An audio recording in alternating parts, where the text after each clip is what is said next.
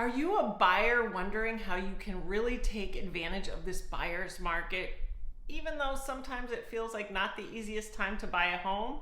Yo, I'm Adrienne, longtime Florida realtor, and I'm here to help you get your Florida life.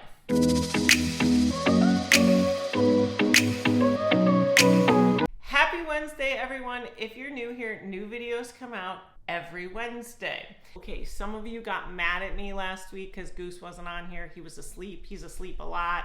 I did wake him up so he can say hello. Say hello, Goose, and then you can go back to sleep. There he is. Now let's talk about a buyer's market. Today we are going to take a deep dive into what it means to be in a buyer's market and to buy in a buyer's market. There's more to it, especially if you're a buyer, you already know this, than we see. We're going to talk about timing the market. We are going to talk about this crash versus correction conversation. We're going to talk about advantages and disadvantages of buying in this market. And I'm also going to tell you what type of buyer I think is going to win the biggest in this buyer's market. And spoiler alert, this doesn't have to do with price point. I hear a lot about luxury buyers doing the best in this market. I don't think that's necessarily true. It could be true. We'll find out what type of buyer I see succeeding the best in this market. Now, before we get to it, I have a bit of an announcement to make. This Friday at noon, I'm going to do a live open house on this channel, not at the house. You just tune into this channel, so you could be sitting in your living room eating lunch. I'm doing this really for out-of-towners, however, anybody can watch it. Of course, we're going to 1309 Columbian. This is something I want to do more of. I haven't done it at all before. 1309 Columbian is a fantastic house. It's in PGI, it's close to downtown, has a great view. Even if you look the house up and you say, oh, that's not really a house for me, we are going to be talking a lot about a lot of concepts I talk about on this channel. For instance, this house did not flood, but it is an older house. There are houses around it that flooded, and I'm going to break that down for you a little bit more. I think it will help when you see the house. So tune in Friday at noon on YouTube. You just go to my YouTube channel and it should come up live. I will repost it later. To be fair, I have done 9 million open houses. I don't know how many. I have not done a lot of live, so I don't know when it will be posted later. If you tune in live, please give me a little grace for the technology. I think I have it figured out, but there might be some glitches. If it works out well, I'll do more of these. I'd love to be able to do open houses for those of you who are from out of town and would love to go to an open house. Why not on YouTube? So tune in for that noon on Friday. Now, let's get to the buyer's market out there. We're going to start by talking about timing the market, because everybody I've ever worked with wants to buy at the bottom of the market. It's a little bit tougher than it seems, or maybe you already know it's tough. To do this, let's look back at a time that was the bottom of the market. We can't really know when the bottom of the market is in real time because the market has to go back up for us to see that that was the bottom of the market. I'm going to ask you a question here. When was the bottom of the market during the crash? I'm certainly not going to ask you the day because I can't figure that out either. When was the price, were the prices the lowest during the 2008 crash? The answer, month-wise, is January 2011. If you didn't know, I had to look it up too. I knew it was 2011. I do this all day long, but I couldn't remember the exact month of the lowest prices. I point this out for a couple of reasons. I know there are people who are constantly, oh, maybe it'll go down a little bit more, a little bit more. There are a couple things I want you to know about the bottom of the market. Yes, it was January 2011, but that is the median sales price bottom. Your best house may not be at its lowest price when the market hits the exact bottom. Some houses will be, some houses are pulling that price down, and some houses are not. Ideally, you want to buy the best house for you. That's what you will stay in the longest, and that is the best way to time the market. We are now in a buyer's market. It really is kind of the best you can do. I don't think you hit the exact day. The other part about timing, I want you to know and understand, and I believe most of you do know this, but maybe it will help to hear that this is very normal. Everybody wants to buy at the bottom. However, everybody's life does not fit into the exact January 2011 month. Maybe you are hearing, and I have heard every single month, I think, of the year, oh, the bottom's gonna hit in April, it's gonna hit in June, it's gonna hit in November, it's gonna be 2 years from now. I've heard it all. So whatever you're hearing, that might not fit into your plans in life, and that may stress you out. But keep in mind, your best house may not hit at that time. Also, it could be more expensive for your personal situation to buy in the exact month they predict to be the bottom. For instance, let's say you're looking at your life calendar and April is oh, look, we have April, we have time, we want to get it done before summer because we have 2 weddings in the summer and the kid is graduating or the grandkid is graduating in June. I think that's graduation, May or June. It would be so nice to have this wrapped up. We get it under contract in April and we close in May. Maybe that's your thinking. And then you see a news report that says July, everything's hitting the bottom in July. Realistically, not every house is hitting its lowest price in July. The difference between April and July could be minuscule. Trying to time this perfectly with your life can make you crazy, and it could cost you money. Maybe you're flying back and forth more than you need, and that costs money. Really, if you're in this time in the buyer's market, I think you're going to look back in 2 or 3 years and say, we bought in 2025. Not we bought July of 2025 or June of 2025 or whenever. I hear people all the time talk about how they bought in 2010, 2009. I don't hear people say, we bought in October of 2010. If only we had waited till January of 2011. Never. I never hear that. And I talk about real estate all day with all kinds of people, customers, friends, strangers, people in the supermarket. I just don't hear that. So keep that in mind. I hope that gives you some comfort if you're stressed out about finding the perfect month. I feel like the media can kind of do that to you, and it's not a real thing for almost anyone. Okay, now I want to talk about crash versus correction. I hear a lot of talk about this, and I think it's confusing. There are some differences. I don't know if you need to know to get the terminology right. It's more about understanding what's going on in the market, because it's so easy to look at right now and say, it's 2010 again, it's 2011 again. There are some similarities. We are in a buyer's market, but there are some big differences. And the number one difference in my mind is distressed properties. If you go back to, I looked at January 2010 through February 2011 in Charlotte County single family homes. I could have done this with a variety of condos. I could have done it with anything and the numbers would be similar. 1,852 short sales, foreclosures, and auctions in Charlotte County at that time. When I look at January 2024 to February 2025, 35. That's a big difference. And how does that affect you? That's what you want to know. If you've ever bought a home before you offer, what is one of the biggest questions you're thinking in your mind? How motivated is this seller? Where will they go? What are they thinking? There is a big difference for a seller feeling like, man, I want to sell this house. We got to get up north to the grandkids. We got to do this.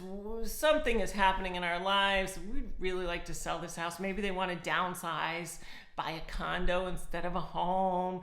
Maybe they want to buy a bigger boat, so they want a bigger house. I mean, I see all kinds of reasons to sell. That's a big difference than there is a bank going, I'm going to take this home if you don't sell it. And there is a big difference between a human seller and a bank. If you've bought a foreclosure before, believe me, it's big difference negotiation-wise between banks and human beings. Banks usually have a line item, and if you hit the line item, if you hit the line on the spreadsheet, you win. If not, you don't. Because of this, I feel we are seeing a lot of variety and motivation. You see homes sitting on there and you might be thinking, sellers just aren't dropping their prices. That is true for some houses. And then you might see homes that are really, okay, we are ready to sell.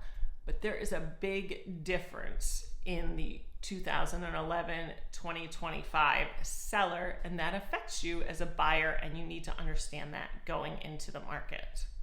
Just like sellers are going to be more emotionally invested now, have more of a life instead of just an Excel spreadsheet, buyers are the same. This leads me to talk about what exactly is a buyer's market. I get a lot of comments saying it's a terrible time to buy. Why would we even call it a buyer's market? Yeah, there might be a lot of inventory, but it's rough out there. Correct. Always in a buyer's market, all the other conditions of buying real estate aren't great. That is true always of a buyer's market. The reason is, if conditions were good to buy, there would be more buyers. People love to buy real estate. That is a fact. They love to buy Florida real estate. If insurance wasn't an issue, if storms weren't an issue, whatever is holding you back a little bit, money, whatever it is, and you could just buy real estate for fun, you would do it. That's why people talk about the luxury market doing a little bit better, because those people have more room to make mistakes, have more room to pay for the difficult things. It's still not the winner in the buyer I think is going to win the most, but that is why that is talked about. A buyer's market only happens when all the other conditions aren't great to buy. However, it makes the conditions within the market very good for buyers. You have the most options, and when you go to negotiate, you have the most power. You have significantly more power than the seller at this point, because sellers right now are not seeing a lot of showings. If they get a buyer, they want to keep that buyer happy. That is why it is a buyer's market. If you want to have power in negotiations, if you want to have more options, you have to almost wait for all the other conditions to be bad. When those conditions start to clear up, then more buyers come on. They are not afraid of the risk, and we become in less, and the buyer's market starts to become a balanced market and eventually become a seller's market. That is the roller coaster of real estate.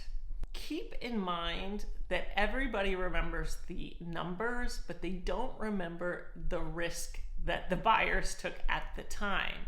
I bet when I told you the median price in 2011 was $82,000 in Charlotte County, you thought, I should have bought 6 of those homes. It's true. If you remember that chart, by 2015, it was almost double. You could have made so much money. Why didn't people not buy more? Well, at some point they started to buy more, and that's why the prices went up. But there were a lot of disadvantages in 2011. The banks had just crashed. We were in a recession. The stock market was in the toilet. People were struggling. And the big one, people kept seeing the market drop, and they thought to themselves, maybe the bottom will be April of 2011. Maybe it'll be May. Maybe I should wait 4 more months. There's always that maybe the market will get lower. If we look at today, of course, we have crazy insurance. Inflation is high. People are struggling. HOAs are higher. There have been recent storms. The market is dropping. Maybe in 6 months, it'll be even lower. And maybe it will. Let's talk about some of the unseen advantages and disadvantages in this market. Number one, some of these things are getting cleaned up. HOAs in a lot of buildings, condo complexes I'm talking about, are stronger than ever. Not every condo complex, but there are some that have buckled down, had their inspections, reworked their finances so it would not be so risky in the future. They have done a lot to improve. Insurance has balanced out somewhat. We did see huge hikes. However, I even talked to my insurance agent recently, and she told me she's starting to see it all level off. Is insurance cheap? No, it's not. But we're not seeing it soar. We're seeing new companies come into the market. So there are some improvements. All these things are little improvements that make things better that I don't think are always seen when they're just starting to make their baby steps into the better world. But I am seeing them. Another advantage, when we talk about not so many foreclosures, a lot of times that is better for negotiations. Like I said, when you negotiate with a bank, you are really just talking to somebody whose job it is to hit a number on an Excel spreadsheet. When you negotiate with a human, you can get further. Sometimes it makes more sense. The negotiations, you just have the power you feel you should have a lot of times in those negotiations. Not every time, but often. And the last one is an advantage and a disadvantage. And that is you have all the options in this market. It's an advantage because you have a lot of options. You can look around for a newer kitchen, or you can look around and see many houses that are close to open water. Sometimes we haven't seen that on the market, that you have 4 or 5 choices. Some of my customers have 8 choices. It's a lot out there. This is also the biggest disadvantage. This leads me to the type of buyer that will win the biggest in 2025, and that is the decisive buyer. The decisive buyer is going to win because there are so many options. I see that holding back a lot of buyers. And in my career, one thing I have seen repeatedly is people not making decisions, the market changing, and they miss out. I want to tell you, if you can say to yourself, the best month for us to buy is whatever month, October, June. I'm not trying to push you to buy in April or March. The best month for you, figure it out, and then find the best house on the market at that time for you. If there is no perfect house for you in your price range, that is because no perfect house exists. And we have enough options on the market. If you're not finding anything, you need to rework your criteria. It's not coming. We'll get close, but no buyer ever finds the perfect house. That is a myth. Just like perfect timing. Oh, we want the bottom of the market and we want it to fit in between Jean and Sarah's wedding. That does not always work out. It can be the perfect timing for you and the best house we have on the market. I may have talked about this before, but I have had customers over the years who call me twice a year, every year. Then the market, especially when the market was going up, they would kind of miss out on houses, miss out on price ranges. Some of them still, I feel almost bad talking about this because they might watch this. But sometimes I want to shake them because now the market is down and they're going, well, maybe it goes down further. It has also happened to me that people have called me over the years, every few months, and then something happens in their life and they literally cannot buy anymore. One of them gets sick. I've had people pass away in this process. It's horrible. I could make a whole very depressing video on that. Some of the worst phone calls I've ever been on, and I've been on some hairy phone calls in real estate, are people who have dreamed of coming down here but are waiting for this perfect timing and this perfect house. That is where you're going to lose, and you're very much going to lose in 2025 if you miss out on this buyer's market because you're always waiting for this perfect situation. Be decisive. That will help you. I think in any real estate market, but in this one in particular, because the odds are stacked, because the cards are stacked against you, you have so many options. You have so many things out there telling you not to do it. It's tough, but if you want it and you can afford it, make the decision and make it happen. Now is that time. Thank you for watching. If you need help in this market, please give me a call. I would love to come up with an individual strategy for you. The advice on here is very general, but if there's something holding you back, give me a call. We'll figure it out. Join me on Friday at noon. I am very much looking forward to showing you an open house in Florida. Thank you for watching. I will see you next week.